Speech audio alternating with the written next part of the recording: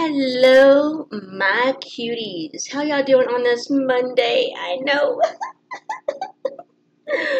it's Monday, but it's okay because now Mondays are story time days. Yes. Now, some stories will be funny, some stories will be sad, some stories will be incredibly creepy. For instance, today's story, The Giggling Nanny, is a creepy story. Now, Nannie Doss, yes, her name is Nannie Doss, seemed like a sweet lady. She smiled, she laughed all the time. She married, had 4 children, and spent time with her grandchildren. But behind the happy facade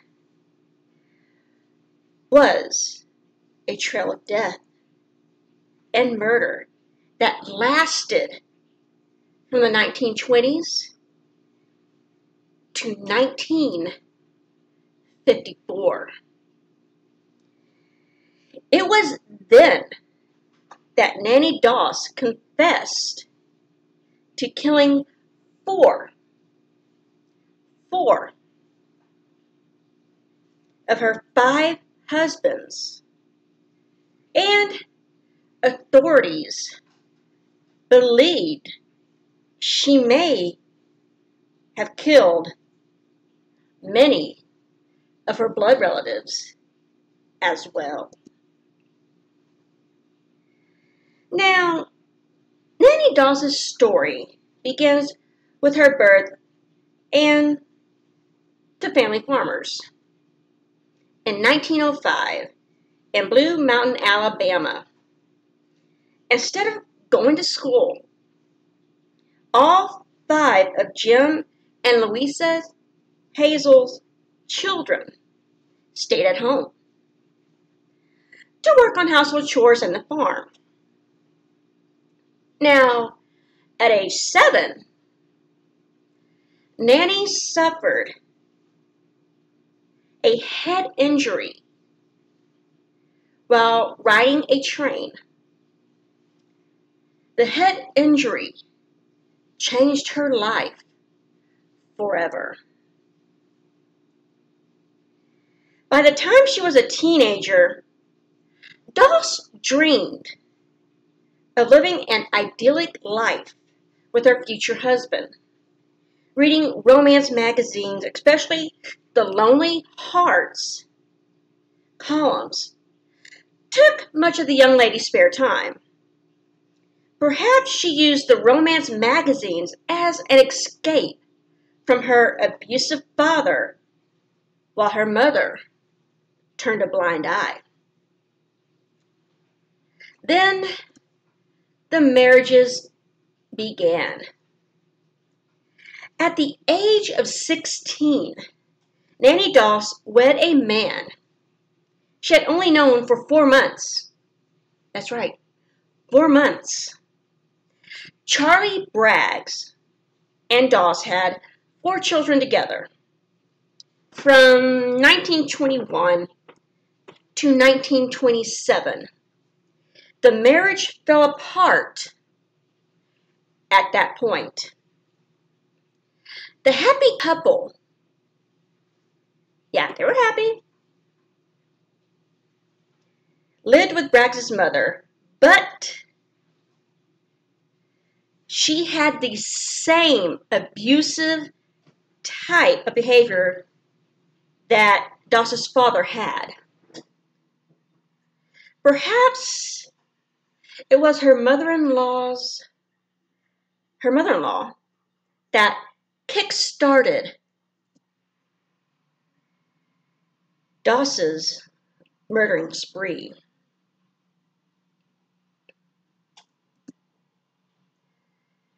Now, 2 children died under mysterious circumstances that same year. One moment the kids were happy, healthy, playing, and then suddenly they died without any apparent cause. The couple divorced in 1928. Braggs took his older daughter, Melvina, with him and left a newborn, Florine, with his ex-wife and mother.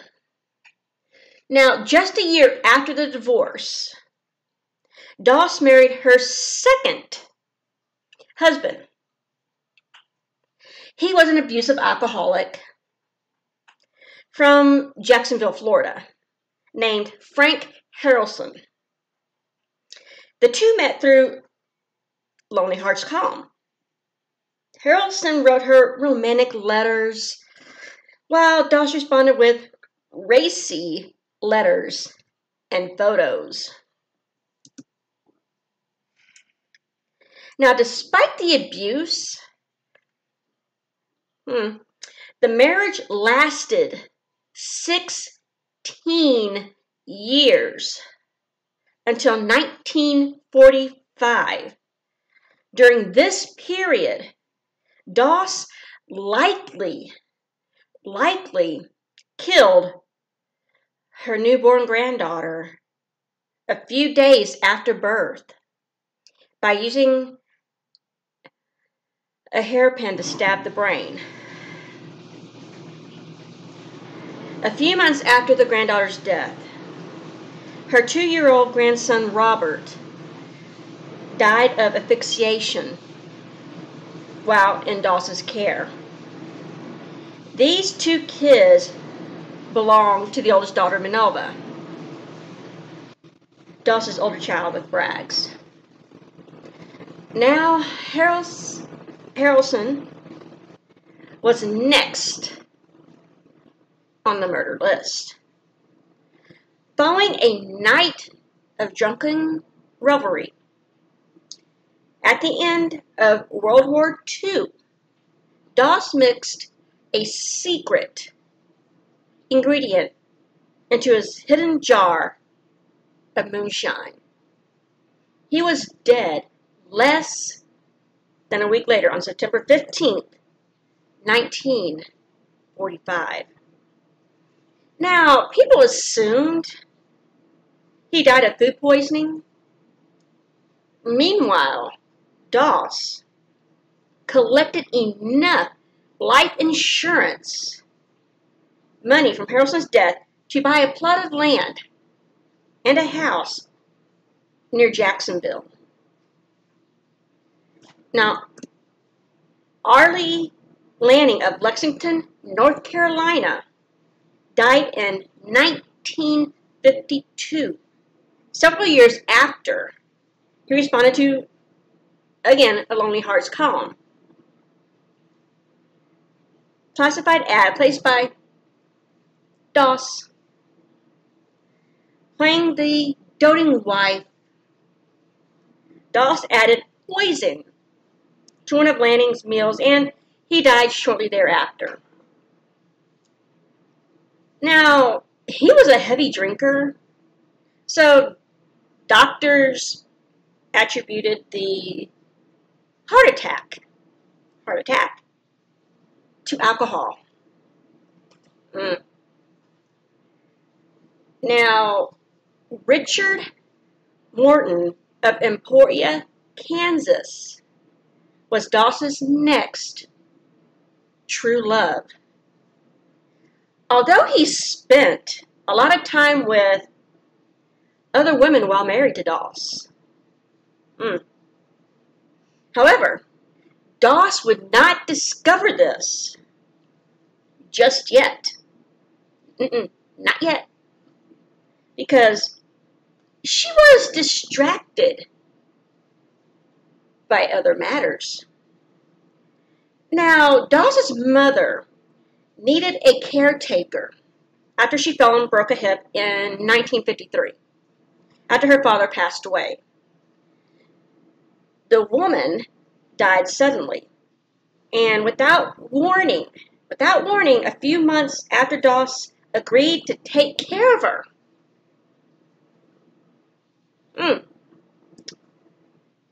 Now, shortly after Doss's mother's death, one of Doss's sisters died.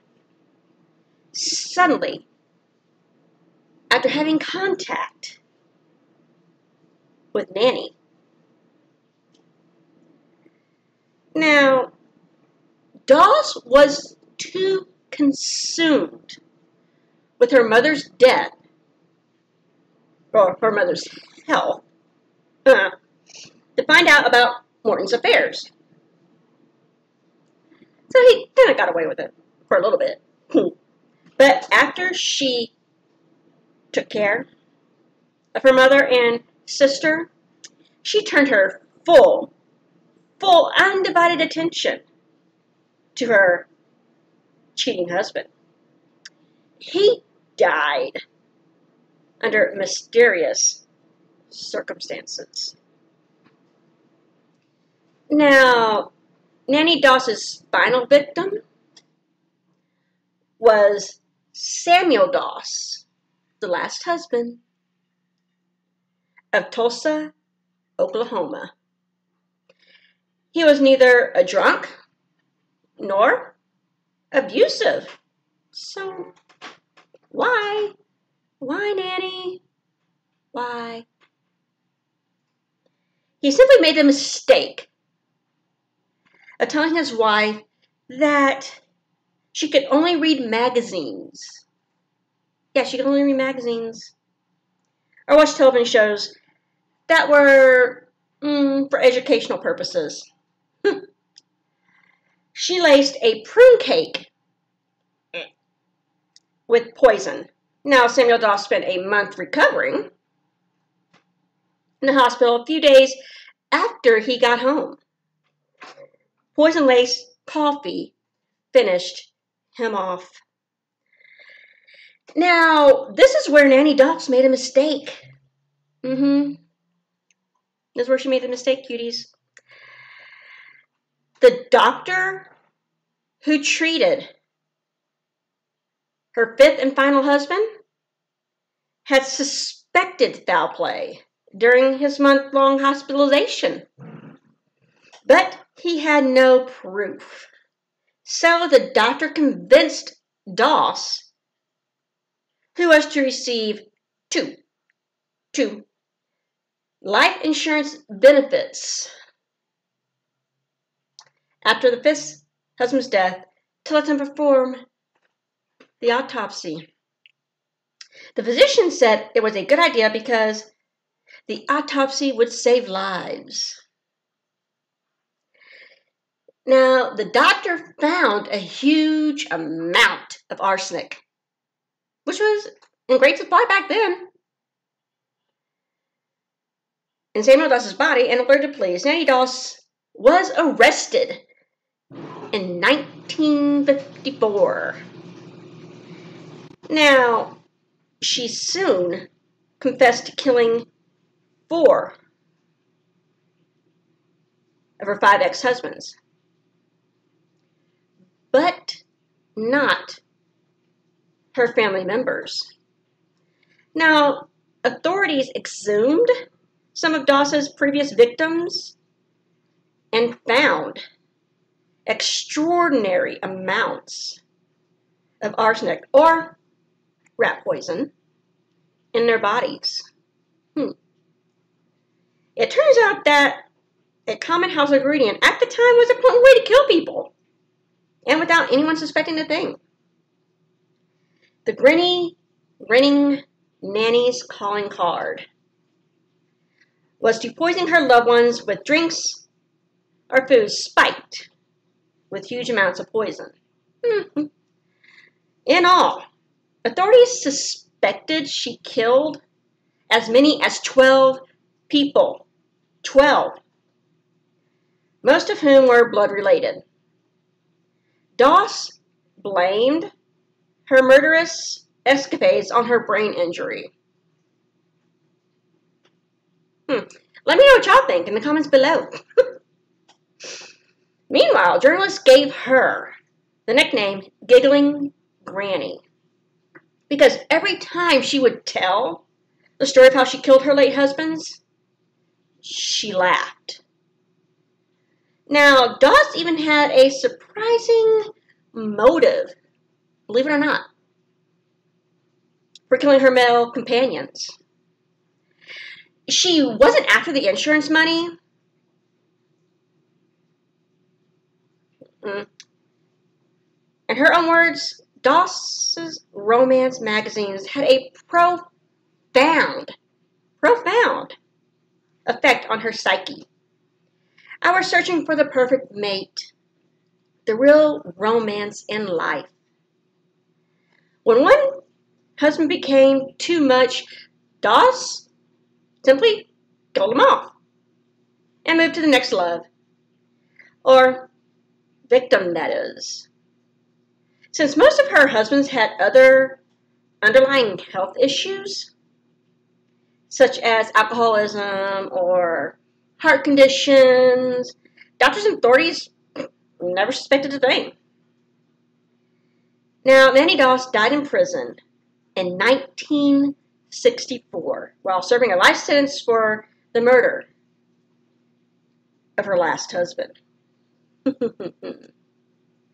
Well, my cuties, that concludes Storytime Monday, the Giggling Nanny. I hope you guys enjoyed this video. If you did, smash that like button. If you're not already subscribed, what are you doing? Hit that subscribe button. Smash it. Hit it. Subscribe. Hit that notification bell so you don't miss a video. And again, let me know what y'all think in the comments below. I love you guys. Have a great Monday. Smooches and hugs.